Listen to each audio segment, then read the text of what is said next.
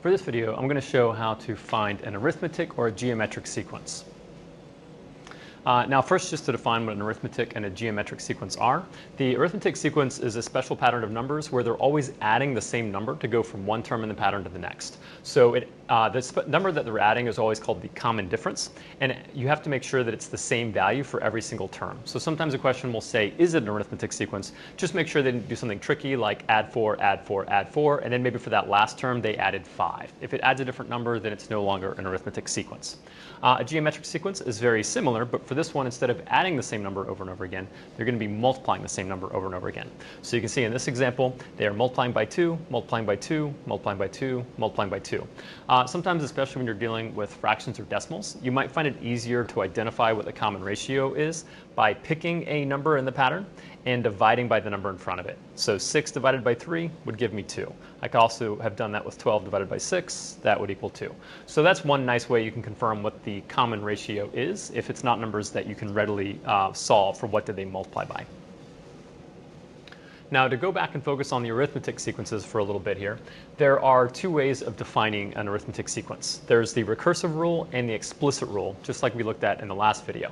So the recursive rule means they're telling you what the common difference is, so we know what number to add from one term in the pattern to the next, and then we're going to apply that to the previous term in the sequence, and that will give me the next term in the sequence. The other way to write an arithmetic rule is if we know the first term and we know what the common difference is, we can create a rule that lets you identify specific terms in the pattern just by plugging in. If I want to know the 10th number, then I can plug in n is 10, and this ends up being 10 minus 1 equals 9 times the common difference plus the first term in the sequence to find that 10th or 11th, whatever term you're looking for. So personally, I usually find the explicit rule a little bit more convenient to work with since you can skip around. You don't have to necessarily keep applying the pattern one at a time. You can jump to like the 12th term as needed. So for using this rule, we need to define a sub 1 refers to the first term in the sequence. A sub n is the individual term you're looking for. So like if you want to find the 12th term, then that would be a sub 12. That would be what that 12th term would be in the pattern. N is the term number you're looking for, so I would plug in n is 12, and d is that common difference of what they're adding to go from one term to the next. So let me show you how to use this on a couple types of examples. The first example that comes up a lot of times with arithmetic sequences is they tell you what the first term is, and they tell you what the common difference is, and then they might ask you to find like the first 5 or 6 terms. Usually they don't ask you to go too far. Now, if they do ask you for the first 6 terms, notice that the first one was actually given to you. So you don't need to do anything for that number. A sub 1 equals 8 means the first number in the pattern was 8. To find the second term, though, I know that I need to take that number, and it's always adding the d value, but sometimes the difference is a negative number, which means it looks like we're subtracting. So in this case, I would have 8 plus, and I'm adding that d is negative 5, so effectively I'm subtracting 5 here to get 3. So right now I know that my sequence is starting with 8, and then the next term in the pattern is 3. And then if I want to find the next term, I would do the same thing. I would take the number I know, which is 3, and I would add another negative 5 to that. So now I'm at negative 2. So that's the next term in the pattern. And then we would just keep going through like this. You don't need to necessarily write out all this work. A lot of times with arithmetic sequences, it's pretty easy to just say, well, I know that I'm subtracting 5 again, so now it's going to be negative 7. And then the next term, if I subtract 5 again, it's going to be negative 12.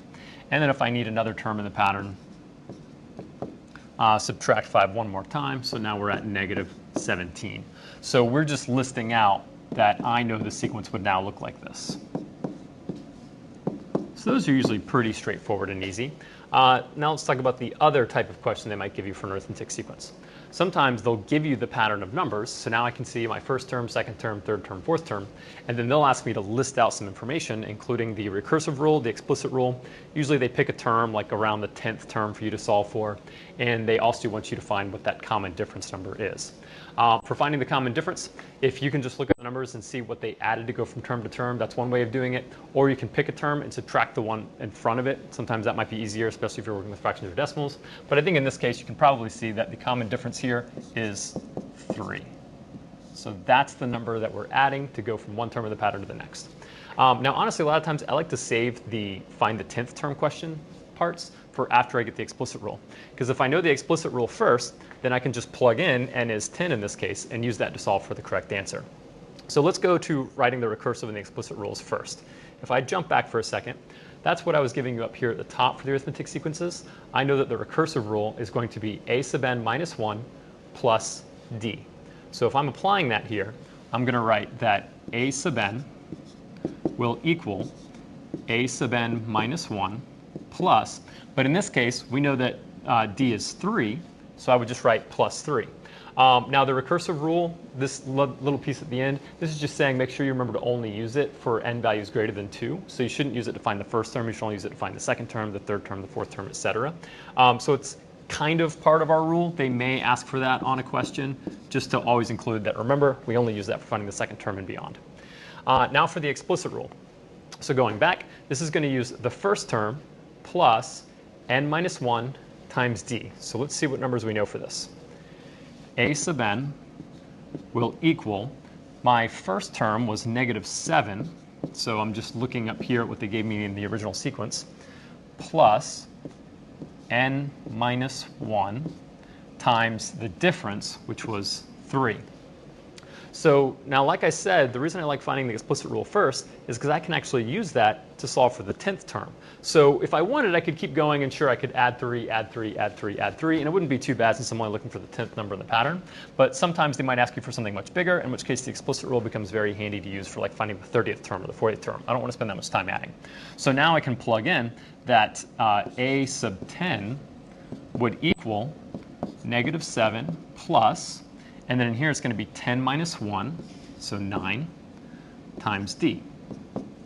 So here I've got 9 times 3 is 27.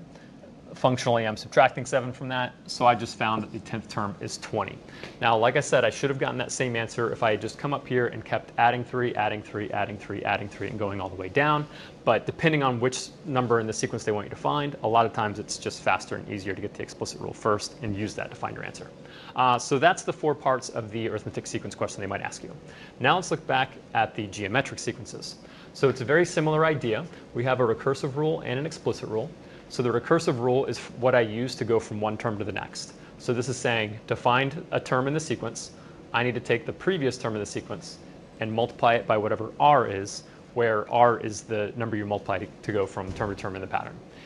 Just like with the arithmetic sequences, the recursive rule, we want to make sure we only use this for the second term and beyond. Don't use it for finding the first term. And then the explicit rule, this is the one that lets you jump into like whichever term you want. So maybe you want to find the 13th term. It'll be the first term in the pattern times the common ratio raised to the power. So this is an exponent here. So if I'm looking for the 12th term, I'll plug in 12 here, and I'll end up raising r to the 11th power. My definitions here are very similar. The only thing that's changed is the r instead of d. So r is the common ratio. That's the number you're multiplying by to go from one term to the next. But the other 3 values are the same. First term in the pattern, whichever individual term you're looking for. If it's like the 7th, a sub 7, and n is, if n was 7, that would mean you're plugging in 7 to find a sub 7, which is the 7th term in the pattern. It's kind of easy to confuse these two. A sub n is what that number in the pattern is, and n is whether it's like the 5th term or the 6th term or the 7th term. But that 6th term might be something like 115. So let's look at our 2 examples. First, let's consider the case where they give me the first term of the pattern and they give me the common ratio, and then they want me to list out something like the first 5 or 6 terms. Well, again, the first term has already been given to me, so I don't need to do any work on that one. But for finding the second term in the pattern, we're going to take the one I have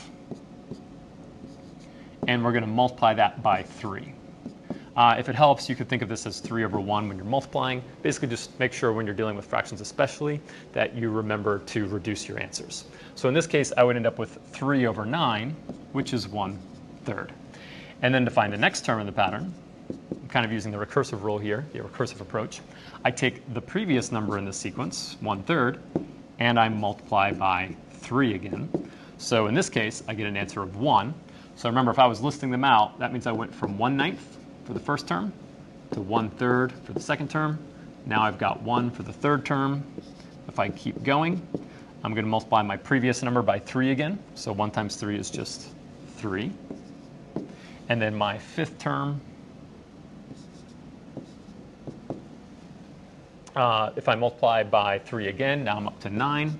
And then my 6th term, if I multiply by 3 again, I'm at 27. So my 5th and 6th terms would be these. And the pattern keeps going forever, but they only ask us to find the first 6 terms. That's pretty common. They don't usually want to make you do too far past 6 terms. Now let's talk about the other type of example. What if they give me the sequence and then they're asking me to find the explicit rule and the recursive rule and some other information?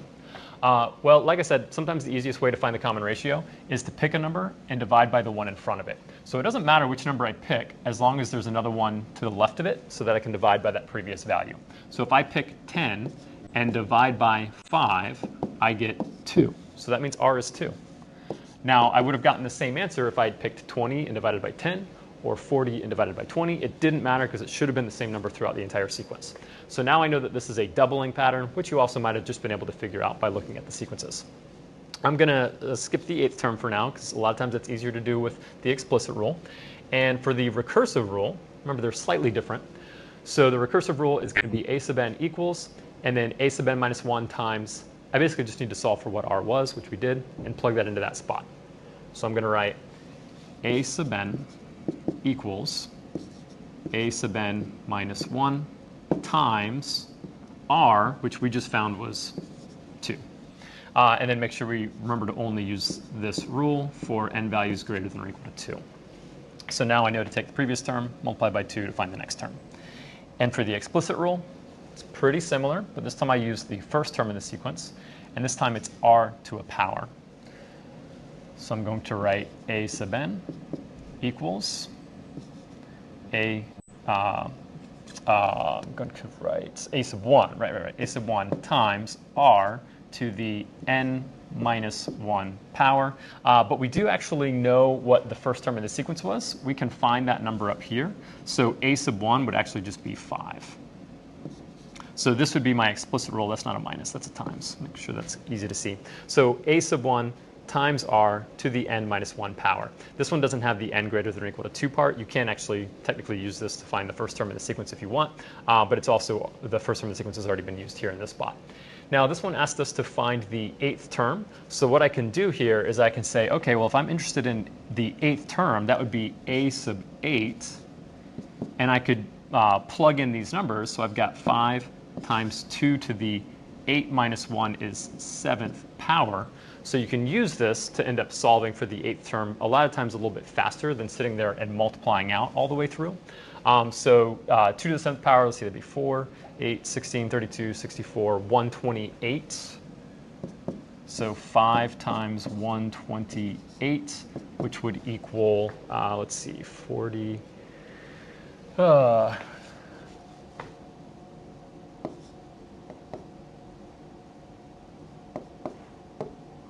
So 640. And then just to confirm that, like I said, technically we could have sat here and kept saying, what's this times 2? That would have been 80. Times 2 again would have been 160. Times 2 again would have been 320. Times 2 again would have been 640. And that would have been my 1, 2, 3, 4, 5, 6, 7, 8th term. So both methods can be used to find an indicated term in a sequence, but I like showing the explicit rule because sometimes they might ask for a number bigger than the 8th term. And so you don't want to have to sit there and keep multiplying over and over and over again if they ask you to find like the 30th term of the pattern. So that's it for the lesson on arithmetic and geometric sequences. Just remember that arithmetic is about adding, geometric is about multiplying, and it has to be the same number throughout. It can't change from one term in the sequence to the next. Otherwise, it wouldn't be an arithmetic or geometric sequence. Thank you.